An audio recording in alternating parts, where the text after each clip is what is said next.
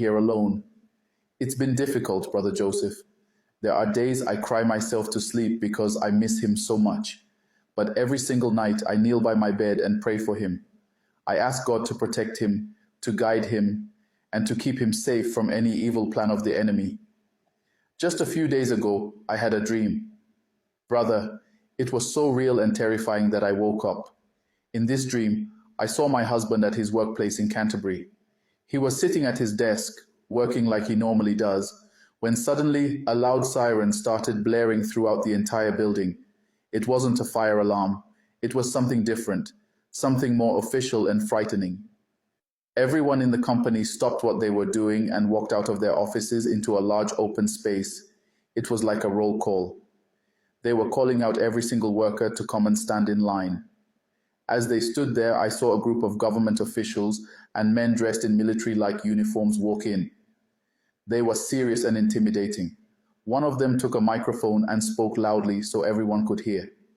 He said, "We have been instructed to mark every person working in this company.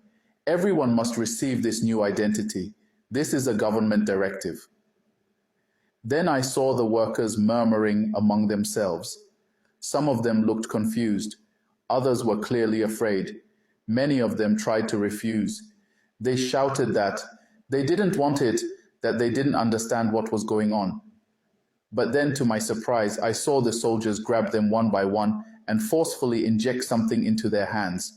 Brother Joseph, they called it a new ID. But deep inside my spirit in the dream, I knew exactly what it was. It was the mark of the beast that the Bible warned us about. People screamed and tried to run, but the soldiers chased them, held them down, and marked them against their will. It was heartbreaking. Then I saw my husband. He was standing in the queue, waiting for his turn. But as the line moved closer, I saw fear in his eyes. He suddenly broke away and ran into a washroom to hide. The soldiers noticed that someone had left the line, and they started calling his name loudly. "Where is he? Find him!" they shouted. They began searching every room, every corner, trying to track him down. My heart was pounding as I watched them. My husband ran out of the building and went down the street, and the soldiers jumped into their vehicles and started chasing him. It was terrifying. Then, all of a sudden, everything changed in the dream. The sky grew dark, and I heard a loud trumpet sound, a sound that shook the entire earth.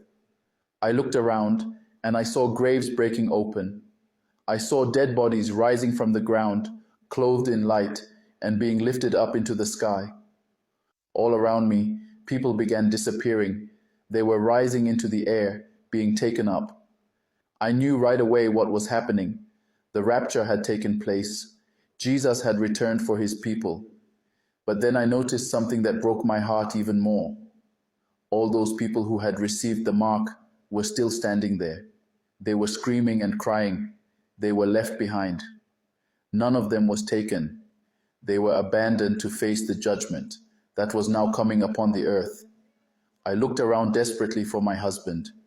I was crying his name, trying to find him among the people, but I never saw him again. Deep down, I knew what that meant. He had not taken the mark, so he had been raptured. At that moment, I woke up from the dream. I was sweating and shaking.